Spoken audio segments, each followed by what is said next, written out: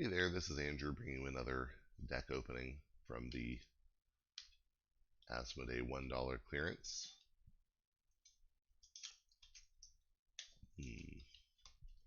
Got a Worlds Collide deck here. Last one I got had Brobnar. We'll see if we do better this time. Funnily enough, I just saw. We don't have Brobnar. Anyway, funnily enough, the Brobnar was the highest SAS house in the deck.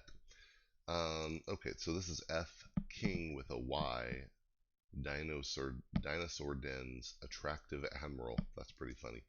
And it's Untamed, Saurian, of course, and Shadows. So this could be interesting. Anytime I see Saurian, I really like to see logos because getting the archive for some of those crazy Saurian burst combos can be just so good. But there could be some interesting stuff in here. I think Untamed is behind Brobnar one of the most disappointing houses in Worlds Collide. But it can be good. It just, I think, overall took a nerf. The shadows can be very good. It just depends on which kind of shadows we get. So we're hoping for amber control here. And dinos, they can be bad, but they have really high potential here. So excited to see that. Start off with an Imperial Scudam. That's nice to see. And an Imperium. Alright, so that's Amber and, wards, Evaporate Amber. These are good effects. Legatus Raptor. I love Legatus Raptor with a Scudam because it bursts it to 3 armor and mitigates the Exalt. So, yeah, very, very cool if you can get those out together. Ooh, Phalanx Strike. Love to see that. That has to be one of my favorite cards. Certainly one of my favorite. Probably my favorite Saurian card. It's so good. Yeah, Tribute's good, but Phalanx Strike is,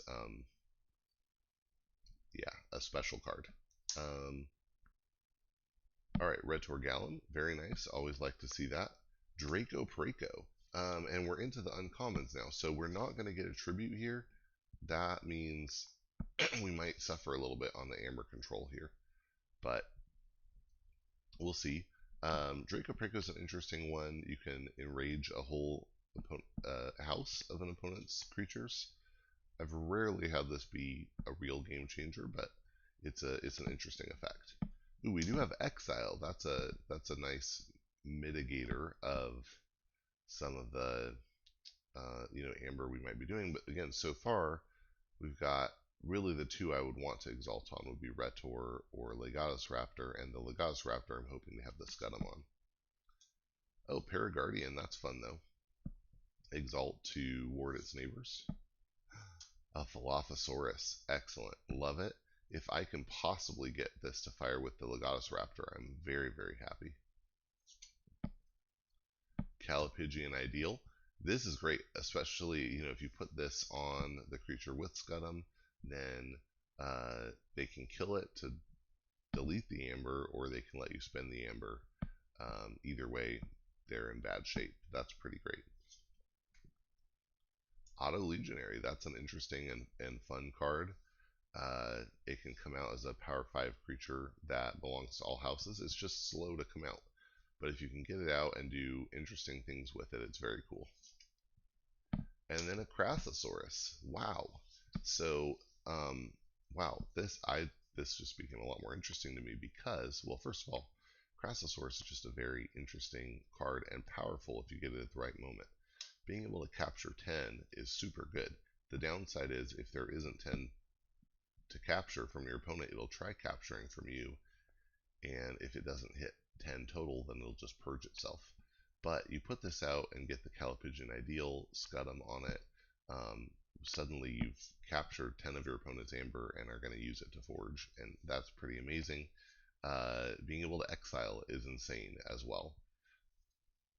I'm actually hoping we get like a Nature's Call in the Untamed, because that'd be a very nice follow-up to exiling something, or even exiling something with the Scudam, because with the Nature's Call, we could lift it off the board and not have to worry about the Scudam. But we'll see.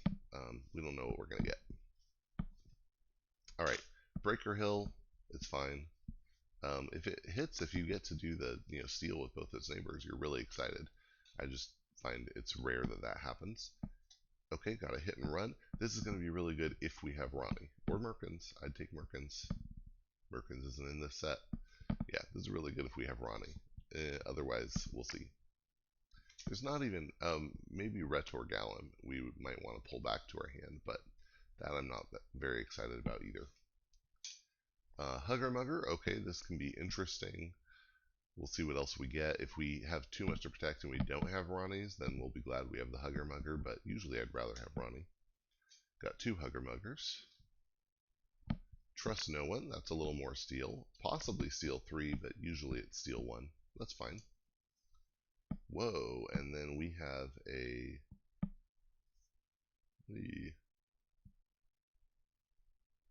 something went wrong in the printing there.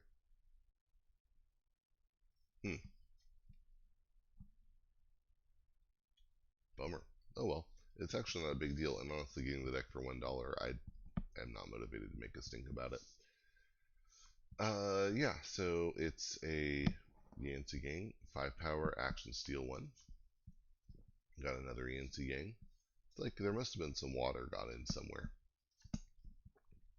Hidden Stash, archive something. We might actually archive, I mean, if you can archive the Crassosaurus, that's going to be really good.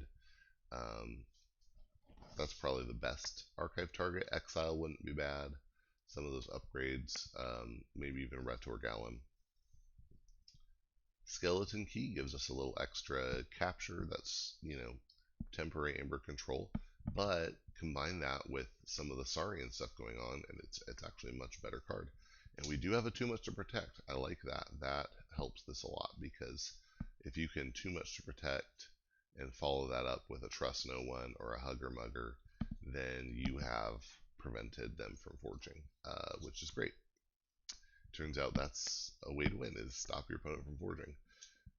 Okay, Whisper, take it or leave it, but it's an interesting card anyway. The Quiet Anvil. Now, if this is out, this messes up your TMTP plans, but I love the Quiet Anvil.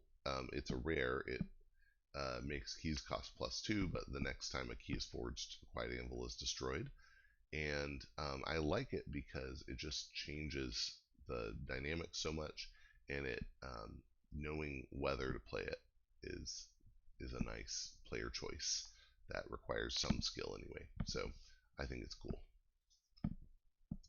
But it really could mess up the whole TMTP Hugger Mugger thing. Gotta know when to hold them. Okay, well that's interesting so far. We've got 1, 2, 3, 4, 5, 6, 7, and we probably get one from the Trust No One, so that'd make 8. We're not super high on the Amber Generation side here. If we can pull off those Saurian combos, then we're in real business, but we do depend on that a little bit. Alright, Bramble Links. Okay, 3 power skirmish. If you've already reaped, it comes into play ready. Deepwater Druid. Ugh, I do not like this card. It just doesn't give a lot of value. Play reap, fully heal a neighboring creature. Maybe if you get it next to the Legatus Raptor, you get extra value there or something. But it most of the time, I just don't think it provides much. Harmonia can be interesting, although I think we probably have enough board control in this deck that Harmonia is not going to get us a lot of value. Got 2 of those. And in fact, we have a lot of creatures here as well. We'll count at the end, but it's a lot of creatures. Imprinted Murmook, love that. Decreases your own key cost by 1.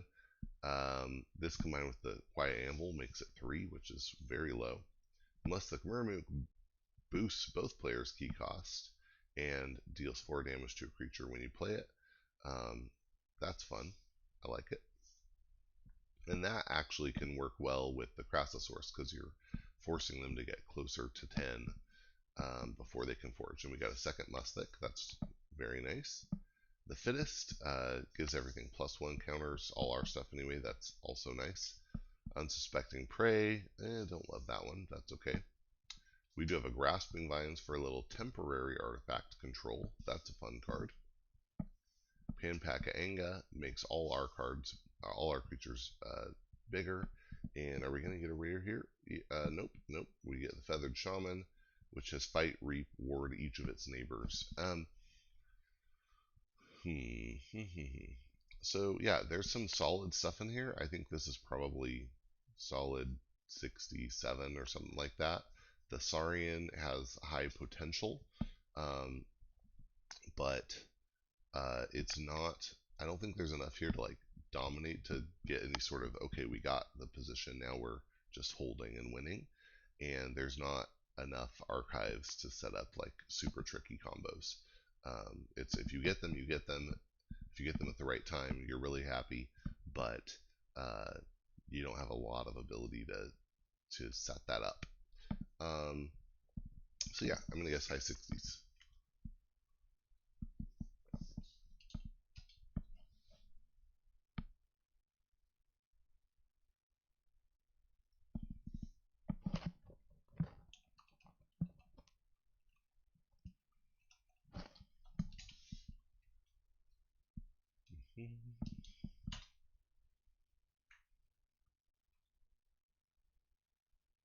68.